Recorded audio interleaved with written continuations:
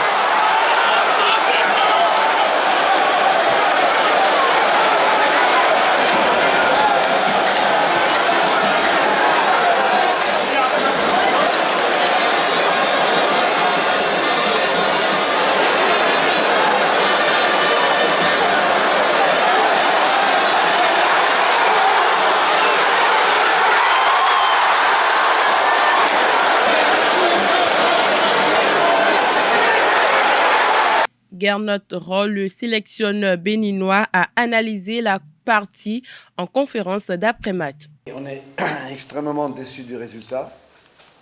On méritait largement la victoire. Notre équipe a bien joué. Elle a mis un quart d'heure à se mettre en place, ce qui est normal avec 2 jours de préparation, alors que l'adversaire avait 10 jours, plus un match amical, donc tout le temps de se préparer, et que nous n'avions que 24 heures avec tout le monde, de fait. Donc, compte tenu de tout ça, l'équipe a répondu présent. Elle a fait un match où elle est allée crescendo, c'est-à-dire de mieux en mieux au fil du match. Il y a eu des jeunes joueurs qui ont participé pour la première fois. Ils n'ont pas démérité. On a eu aussi l'expérience de certains qu'on a vu qui est toujours très utile. C'est vrai qu'il nous manque ces 2 points, mais si on gagne le match de lundi, avec 4 points, on peut toujours espérer. Ce qui m'a plu, c'est le comportement de l'équipe. Elle s'est battue. Elle a montré beaucoup de volonté. Elle a montré du beau jeu par moment, contre un adversaire qui, lui, a été, on va dire, hormis le premier quart d'heure, assez destructif, qui a haché le rythme. On a compté au moins 20 minutes où le match a été interrompu. Et j'ai dit aux arbitres, le football n'est pas respecté si vous ne jouez pas un peu plus de 6 minutes d'arrêt de jeu, parce qu'il y en avait au moins 10. On a vu à la Coupe du Monde qu'ils ne se sont pas gênés pour donner 10, voire 12 minutes parfois. Et on aurait pu marquer ce deuxième but largement si on avait eu quelques minutes de plus. Il y avait une dizaine d'occasions nettes. On va revoir tout ça à la vidéo. Comment on a pu faire pour ne pas marquer ce deuxième but. Mais on s'est créé des occasions et on a montré une bonne volonté collective et une bonne réponse à un coup dur qui est arrivé à la 15e minute avec ce 0-1. Donc je pense que les jeunes joueurs que nous avons sélectionnés, et ils n'ont pas tous joué aujourd'hui, mais l'avenir peut être intéressant pour cette équipe parce qu'il y a derrière des U20 qui sont pas mal et parce qu'avec le temps, on va se connaître mieux. On a sorti un défenseur pour mettre un milieu de plus, voire un attaquant. On a fini avec 7 joueurs offensifs pratiquement. Mais l'équipe a été vraiment à la hauteur. Elle est déçue parce qu'elle n'a pas gagné. Mais il reste le match de lundi pour espérer. Au lendemain de cette confrontation, quelques citoyens se sont prononcés sur la prestation des Béninois. Suivons-les au micro de Anel Dou et Nansrine Fatoumbi. Hier, sans vous mentir, nos 11 nationaux ont fait, en tout cas, ils se sont donnés, ils ont fait l'effort qu'il faut. Seulement qu'il y a certaines imperfections à corriger dans l'équipe. Le match d'hier, si on va évaluer à mon niveau, je pense que c'est médiocre. 4 sur 20. Ils n'ont pas du tout la moyenne parce que ce qui s'est passé hier, je n'ai pas du tout digéré ça. Sincèrement, je n'ai pas digéré. On devait battre le Rwanda. Il a fallu que le douanier Sesseyon vienne de rentrer et il a changé le match. C'est la preuve que quand il y a les douaniers dedans, il y a l'expérience. Et c'est ça qui a fait qu'on a égalisé le but. On a apprécié le jeu, mais il reste une finition. Et nous avons vu que Stéphane Sesseyon a pu faire le job. Les jeunes joueurs, ils ont essayé, mais on a constaté qu'il n'y a pas de vivacité dans les jambes. Vous voyez, parfois, ils prennent des actions, ils font des actions et puis ils ratent le but. C'est un match nul contre le Rwanda. Nous n'attendons pas à ça, parce que nous voulons une victoire, les 3 points. Parce que si vous voyez aujourd'hui, avec un peu que nous avons aujourd'hui, le Bénin est le 4e en position. Alors que pour pouvoir être qualifié pour la CAN de Côte d'Ivoire 2024, il faut être le 2e.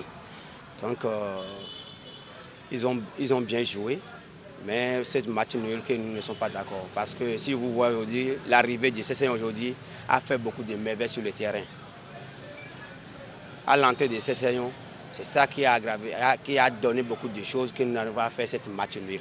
Si les 2 matchs qu'on avait joués en temps, si Sesseyon était dedans, nous ne croyons pas avoir ces 0 points là. Donc on les apprécie, que le retour qui continue dans les bonnes normes pour pouvoir gagner les 3 points. Ça m'a fait mal, ça m'a fait sincèrement mal parce que j'attendais que les Guépards gagnent parce que c'est une nouvelle formation.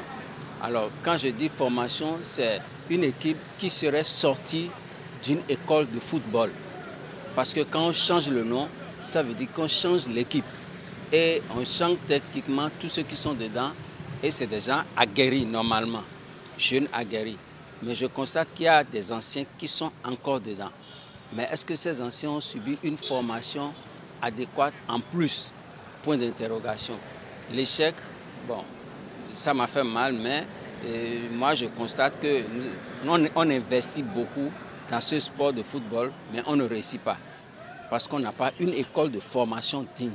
Ils ont fait l'effort jusqu'à aller jusqu'au match nul. Sinon, moi, je voudrais une victoire pour notre équipe.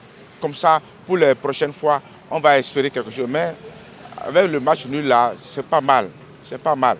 Si l'État peut les encourager l'entraîneur, encourager et les joueurs, la fédération. Si jamais le match de lundi prochain là, si jamais le perd encore, je vais demander à la fédération et au ministre des Sports de dissoudre l'équipe nationale.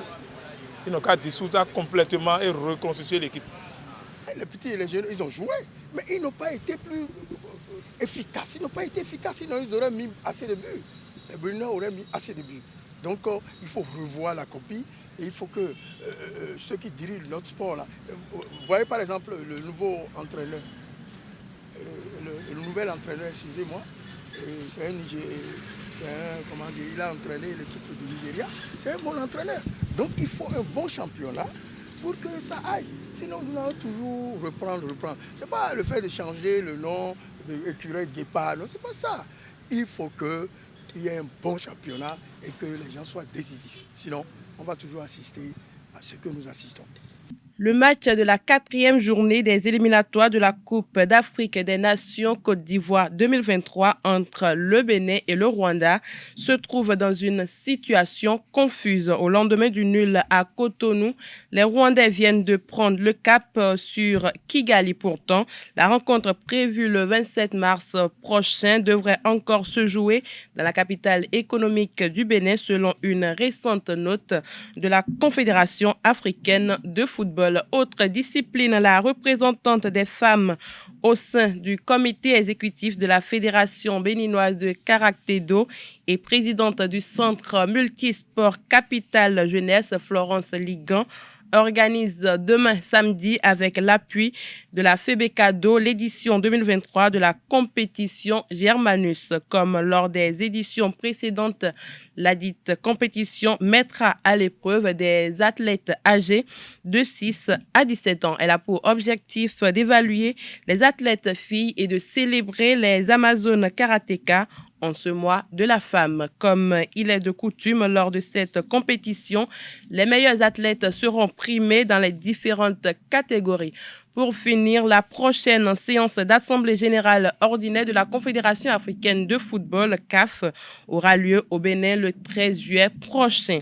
L'information est rendue publique à travers un communiqué durement signé par la CAF. Il s'agit de la 45e AGO de la CAF. La ville de Cotonou a été choisie pour abriter cette séance. Il faut noter que c'est pour la première fois que le Bénin accueille une Assemblée générale ordinaire de la CAF.